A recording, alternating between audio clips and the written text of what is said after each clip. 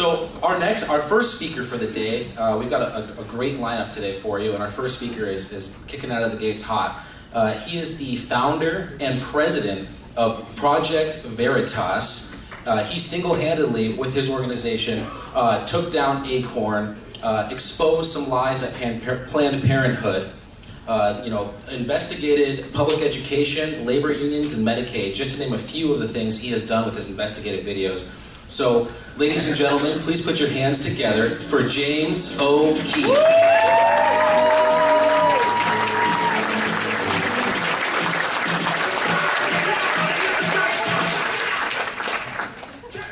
That's the thug life right there. So, thank you so much for having me.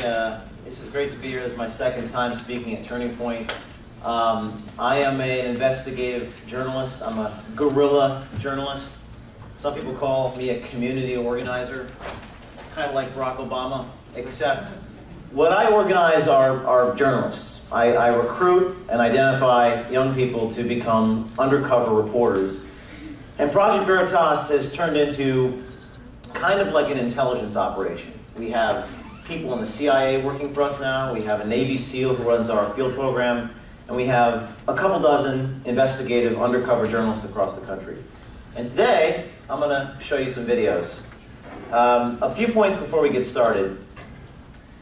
At Project Veritas, we do not believe that books and articles and speeches are the most effective means of persuasion.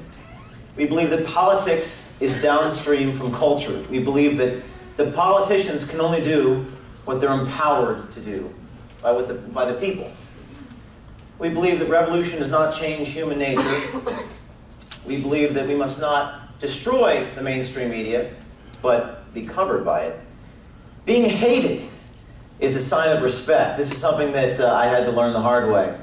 And we're not necessarily going to change the country by winning elections or winning in the courtroom.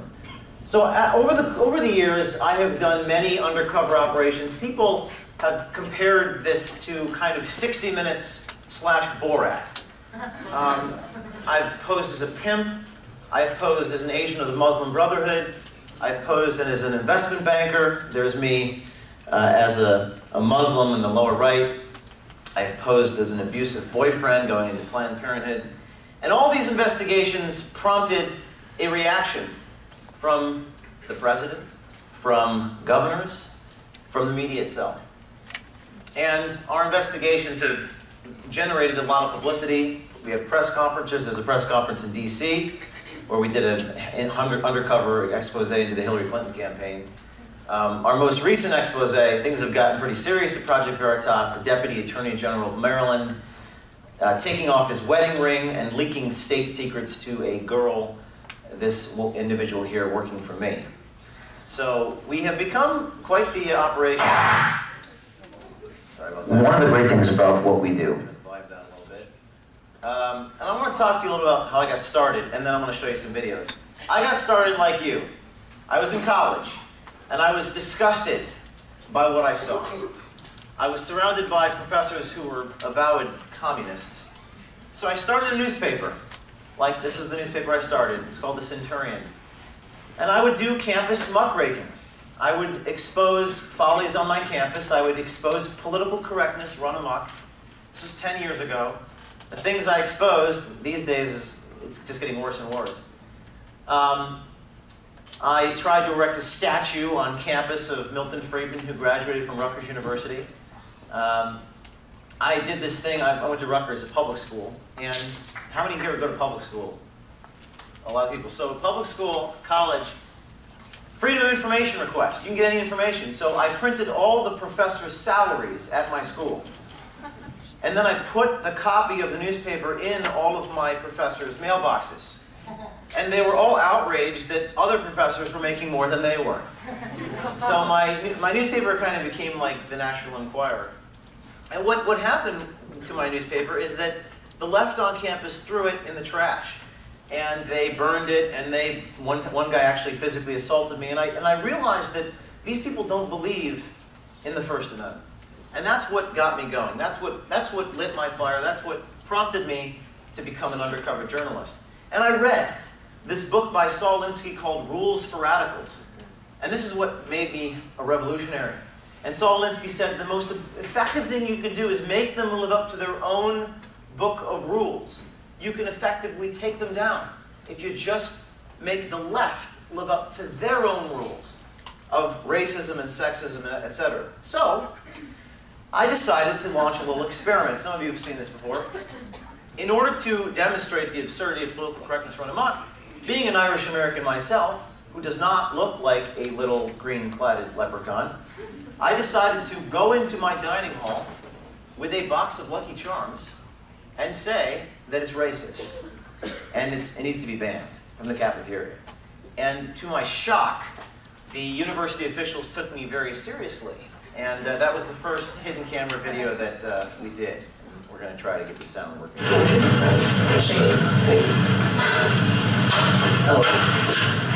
Hi, are you? I'm James O'Keefe. James. And you're press report? Canterbury. I'm Carol's medical. Yeah.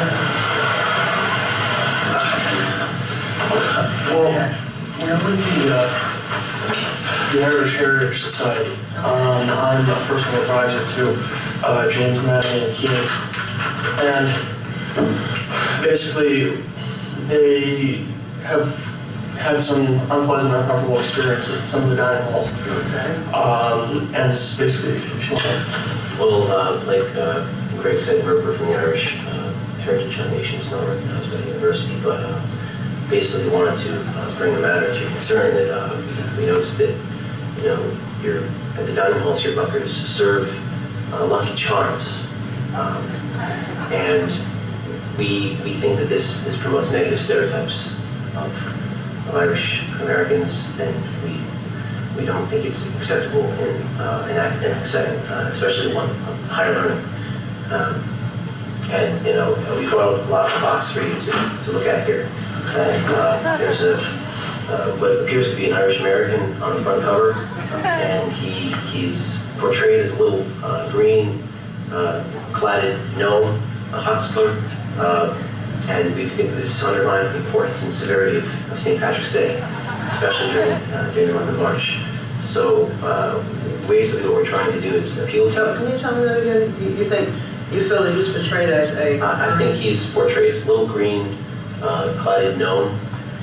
And this is really, as you can see, we're not all short, but we have our differences of height, and we think this is stereotypical of all Irish Americans, and you know, we're really proud of our ancestry. So after this video came out, Rutgers banned Lucky Charms. And you know, other people followed suit, were inspired by this. Just to jump around a little bit, this is at a college in Miami University of Ohio, and a guy went in and said the same exact thing, being a little more aggressive. Now let me ask you I think yes. what do you want them to do? I want this banned on campus, to be honest with you. Okay, I think it's disrespectful. okay. They portray Irish Americans as little green-cladded gnome hucksters. Green-cladded gnome was 4'2", with stereotypical Irishman Celtic clothes. With a 4-leaf clover. The clover was a way of St. Patrick teaching the Irish people about the Trinity, 3 in 1, as you know, I'm sure. And of course, he has a 4-leaf clover, which doesn't exist. Okay, and it's almost a statement of paganism. So you know, the whole idea of confronting the professors and filming them and revolutionary, make demands on your campus. This is something that a lot of people, such as yourself, I know what you're thinking right now, well, you know, I might not graduate if I do this. And I say, so what?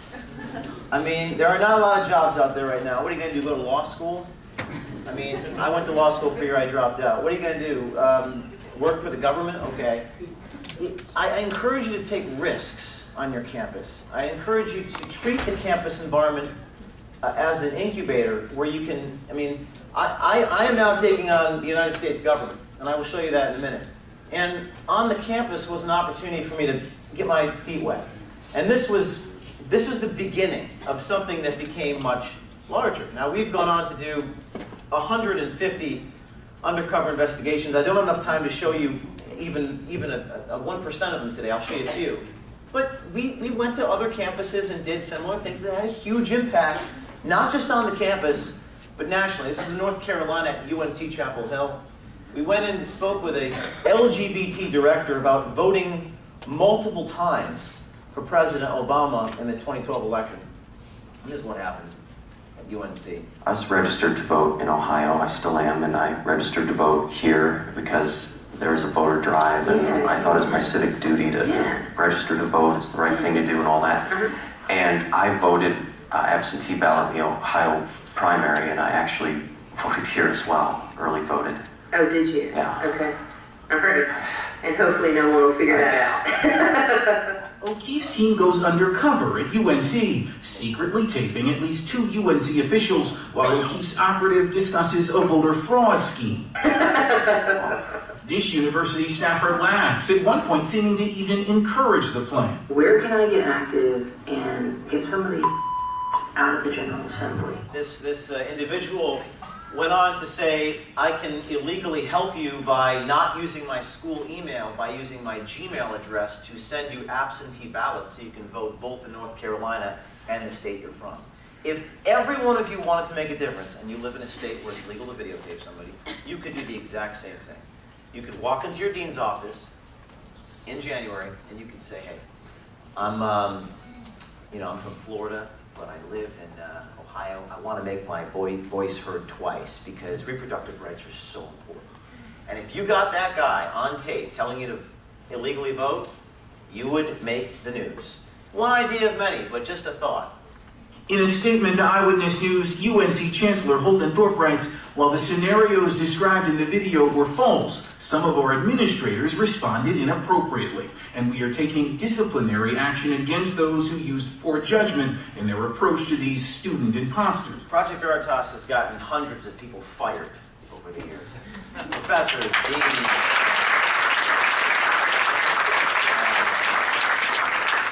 I'm going to focus on campus things today because I want to try to inspire you guys. This is at Cornell University. What's going on in the world right now? ISIS, terrorism. Well, would these professors actually encourage ISIS to get taxpayer funding? Cornell, where the dean says ISIS is welcome and come on down Hamas. What do you make of that? This is the Project Veritas. They had made the New York Post here. This is the dean of Cornell University telling a undercover person, Muslim, posing as an agent of ISIS, that it's okay to come to campus to hold training seminars for terrorists. some pretty impressive work in the past. Let's take another look at this Dean Joseph Stefano.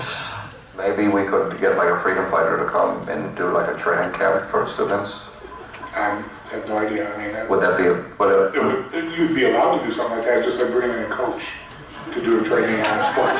Oh, really? Okay. Yes, ISIS is gonna go to Cornell and chop people's heads off. An undercover video saying that he would welcome Hamas or ISIS on campus. Yeah. What are they doing over there in Cornell? It may be so cold their brain is not working. It is cold up there.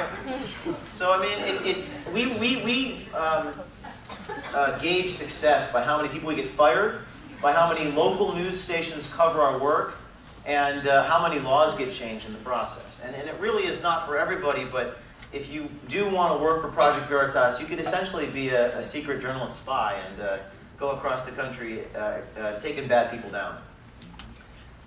This is funny. The president of Cornell now we released this video on March 25th of this year, on the day that Cornell is supposed to raise all their money.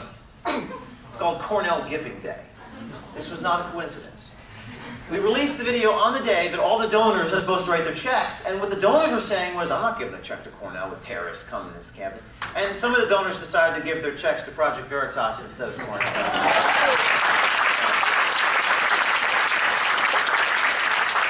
Again, this is guerrilla journalism, asymmetrical warfare. This is the only thing I believe that we can do to save our country, is to go on offense and to take certain steps to expose, not to talk about, but to show people how bad things have actually gotten. At a Florida college this morning, a secretly recorded video is now raising questions about whether Barry University uses your tax dollars to support campus clubs intended to aid members of ISIS. Now, who goes to Barry here? we have a couple people but very timid to say. Oh, here we go. One person in the back. Do you remember this one? Yes. I'm sure you do. Your president was not too happy. Oh, so you do specifically want to send him to ISIS? Well, yeah. So maybe just change the name if I want to have the club. Like, do you have any suggestions? Like, is what I could call it? Yeah, we've talked about maybe staying in the Middle East as a sympathetic students for in support of the Middle East. Okay. As opposed to having the ISIS. Yeah. So this woman goes a step further. She says, "Don't call it that. Let's change the name to disguise the fact that they're terrorists." I mean, I can't even. There are no words. And that's the beautiful thing about video. You don't need words.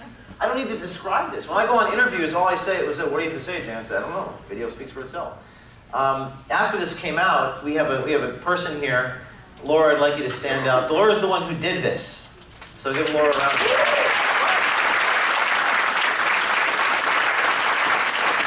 So, Laura, now, this is what happened. We do the video.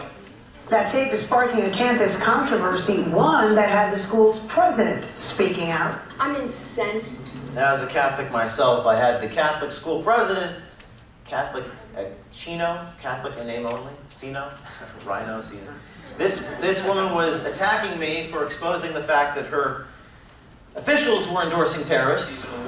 We got covered by all different types of, Univision covered us, all these Brazilian media. We got attacked by local reporters. Student who got grades good enough to win a Scholastic Award last week, who is set to graduate in a couple of weeks. She cannot attend classes. She can't even be on the Barry campus. So, the university retaliates. Again, this is what many of you are afraid of. Many young people are afraid. University retaliates against Laura and suspends her. I hire an attorney. We go after the school. We launch an aggressive social media campaign. We send out 100,000 emails with a hashtag, and it says, "I want every one of my audience to tweet at Barry University, quote, 'Dear Barry University, Sean Hannity, I think it's time to end your bullying campaign against Laura, hashtag stand with Laura.'" Because of the overwhelming tweets and emails sent to Barry after they tried to suspend Laura, they lifted Laura's suspension. And not only did Laura graduate, Laura graduated with a 4.0 GPA.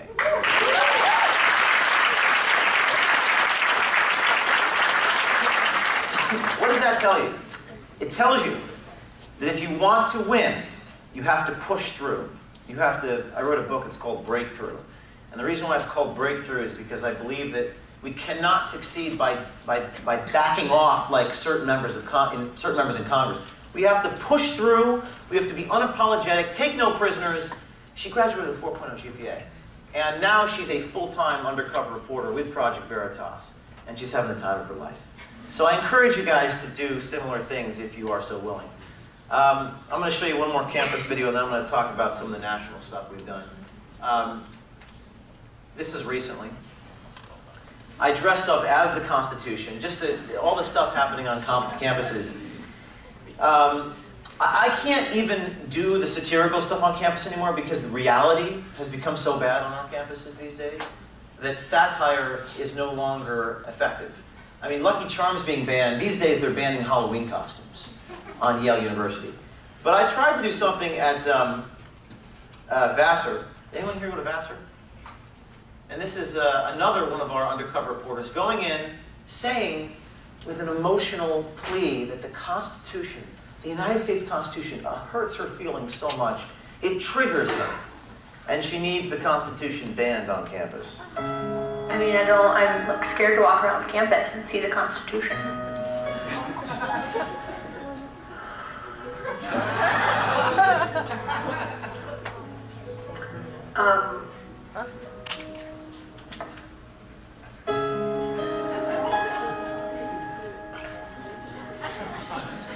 Honestly, can we just like, is there like a shredder or something? I think it might be like really therapeutic to see that. Did you want to do it with me? Yeah, I could watch. The Constitution in everyday life causes people pain. What's that shredder video?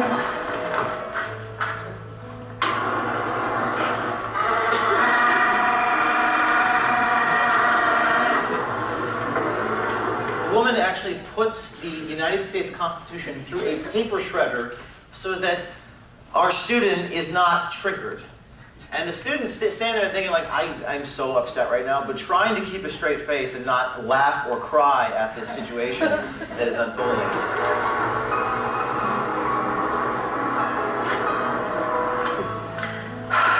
Thank you. That made me feel better.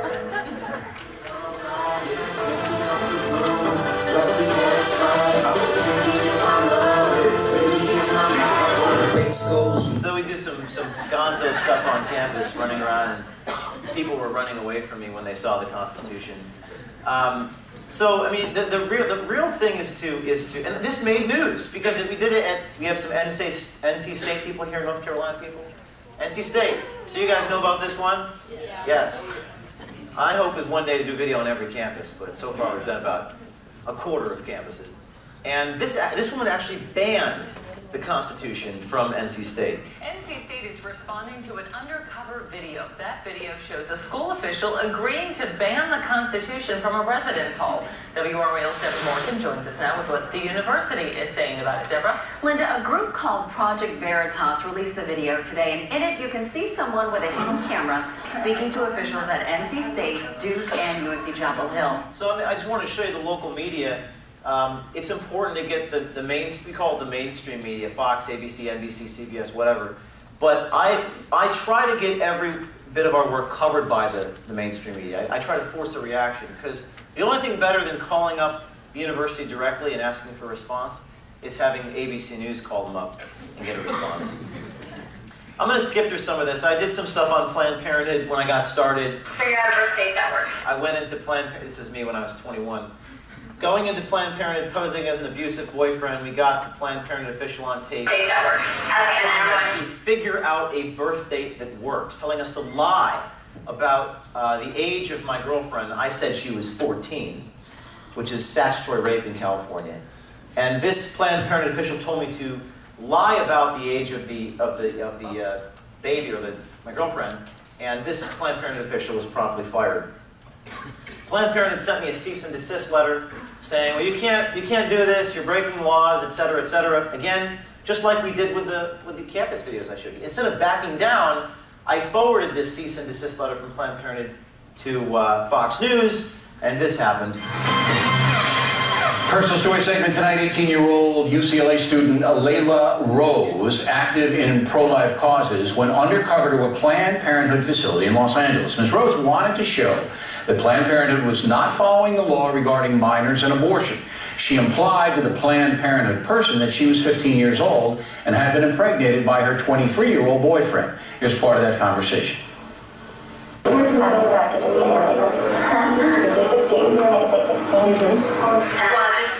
out a birth date that works.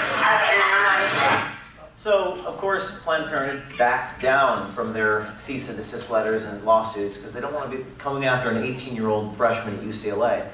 And that's what happened with Planned Parenthood. And since then, Layla Rose has started an organization, and that organization has gone on to do many more Planned Parenthood videos. One of their recruits, David DeLyden, recently over the summer went into offices across the country, infiltrating them for 3 years, exposing the fact that they were selling fetal tissue. I know that many of you have seen this, but I'm going to play it again because it's what I am known for. 5 years ago, I got an email from a young woman on Facebook, never met her before, and she said, I love what you did with Planned Parenthood. Have you ever thought about going after Acorn? I didn't know what Acorn was at the time. I YouTubed them. They were a government advocacy group that started homes and loans for homes. But they did a lot of illegal things. So Hannah had the idea, well, why don't you pose as a criminal of some type, maybe a hooker, and go into these Acorn offices trying to see if they're willing to break the law. Now, if you have a prostitute, you're going to need a pimp. So I contacted a couple New Jersey friends, I'm from New Jersey, a couple, there you go, New Jersey, a couple New Jersey Guido friends of mine, and I said, would you be willing to play the role of the pimp? And they said, no, I gotta go to class tomorrow. So I became the pimp, and I went to my grandmother and said, hey, I need to borrow a 1970s fur coat. And I went to my grandfather, I said, can I borrow your cane? And I went into these Acorn offices posing as a pimp. This is 5 years ago, and I know some of you have seen this, but it's worth seeing again. This is Jon Stewart going through the Acorn story. Hannah Giles and James O'Keefe. They dressed up as a prostitute and a pimp to expose Acorn. Of course, that's just the right-wing lunatic fringe in this country, race baiting, with coded insinuations and incessant attacks on community organizations such as Acorn. Ever since Barack Obama emerged on the national stage, conservatives have been obsessed with the group, alleging that they're thugs or committing voter fraud. Well, those accusations didn't really pan out. But that won't stop their paranoia, as evidenced by this hidden camera investigation of an unlikely duo looking for tax help. Scenario: a young woman pretending to be a prostitute and a man pretending to run for Congress one day walk into Acorn's Baltimore headquarters and are promptly shown the door. Is it against the law now?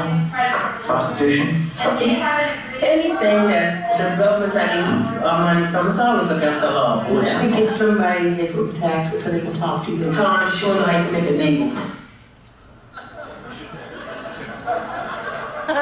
Rose, who is? Can we make sure there's a code for it, okay? A code for prostitution? We might have to name it something else. Performance arts, let's see. Entertainment arts. Your business is a performing artist. But you are. Okay, so you're not lying. So stop saying prostitute. Got it. Or you could refer to yourself as a toll booth operator. Genital contractor. Used vagina salesman. What's remarkable is how unfazed the Acorn people are by this question and situation. This is clearly not the first time they've been hearing this. Oh, you're a prostitute and a pimp, and you'd like to work through the tax implications of said relationship. Hey, Tanya, get me Form 7D. But I'm sure Acorn has a line that they won't cross. There's going to be 13 El Salvadorian girls coming into this house, and they're very young, and we don't want to put them on the books. Please tell me 13 underage Salvadorian sex slaves is the line. So I mean, yeah, and then she responds by saying, you can label them as dependents on your tax returns. I support a return. You can use them as a dependent. So, okay. You can use them as a dependent because they live in the house. Are you kidding me? Did you hear what they said? Oh, no, what's that, 13? Oh, yeah, a hooker's dozen. Yeah, let me, I'm gonna need another form. By the way, you should try Guatemalans. The shipping charges are half. So I'm sitting there thinking, you know, undercover, I have no idea what is the more outrageous thing I can do. I'm a prop pimp, I have 13 underage girls, they pour them out, I ship them in containers, and I declare them as dependents on my tax form. And I'm just looking at Hannah like, what is the next step of absurdity here? I can't think of anything. So we just go to the next office. And this is not, I mean, since we have done this report, we have set up aliases and backstories and websites. We just walked in the door of these facilities, dressed, I mean, hookers in Baltimore do not look like from Miami Vice. But Hannah was wearing, you know, stilettos and a sarong and a strapless leather thing, and hookers don't look like that. But that's what she looked like, and they fell for it. And we went to DC and did the same thing. My girlfriend's a prostitute. Okay. And I don't know if... I kind of figured that. I'm using the money that she's getting, you know what I mean? Right, but with that Miss Action, you don't know where it's coming from. That's what we're trying to tell you. All right. We're looking out for you. Okay, that's DC. I've seen C-SPAN. It's at all. That would never happen in New York. Inside the house, with a backyard, you put it on right in there, and put it you better say what's the woman yourself where it is. Like a tin and put the money in the tin? Yeah, the tin and push it there. And put the grass over.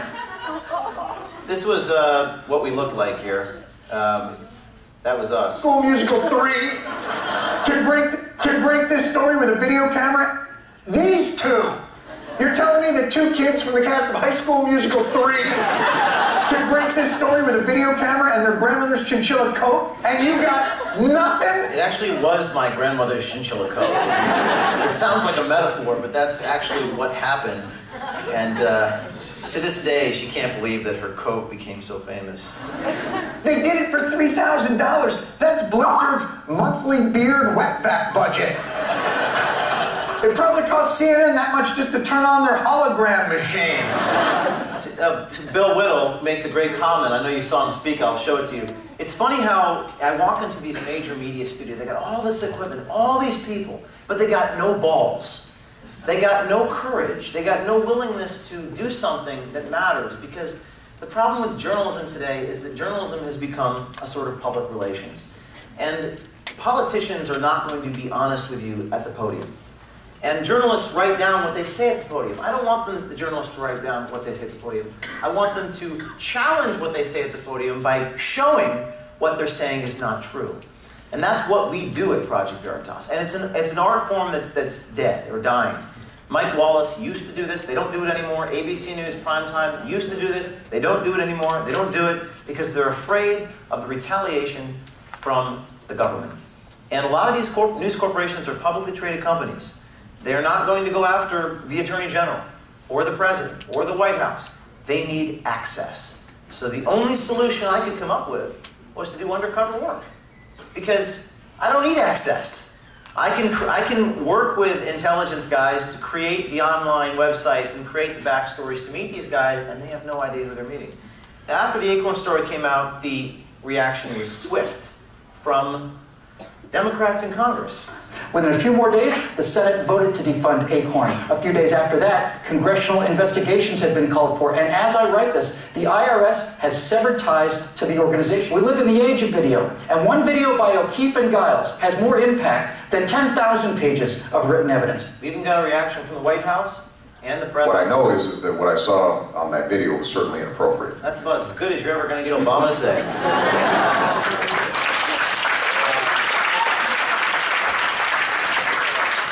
I'm going to show one more video, and maybe I have time for 1 or 2 questions, and we have some books. So, we know that there's a border problem. We know there's terrorists, crossing in the country. So I decided to strap a GoPro to my head, dress up like a terrorist, the world's most notorious terrorist, and cross the Rio Grande River illegally. Although I was not breaking American law, I was breaking Mexican law. That's why I will never go to Mexico, because I do not want to end up in a Mexican prison. He's back! Not Bin Laden, James O'Keefe! This video, it's from the conservative watchdog group, Project Veritas.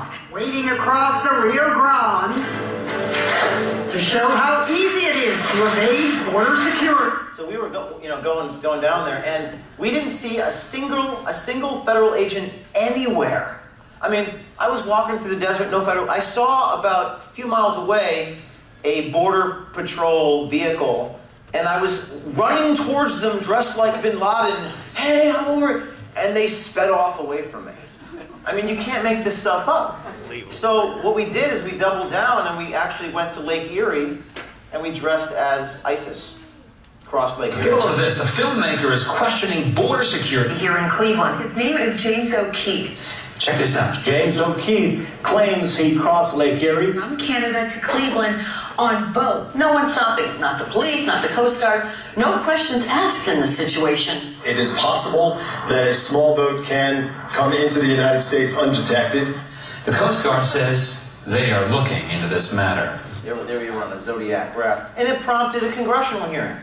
So I'll just play this, and then we'll take questions. Well, it's interesting because an American reporter named James O'Keefe, dressed as Osama bin Laden, walked across the border of the Rio Grande River undetected. Does something like that concern you? Actually, sir, he was not undetected. He was known to the border security agencies who saw him. And why didn't they stop him when he came across? Sir, I can't answer that question. No, you can't answer it because they weren't there to stop him.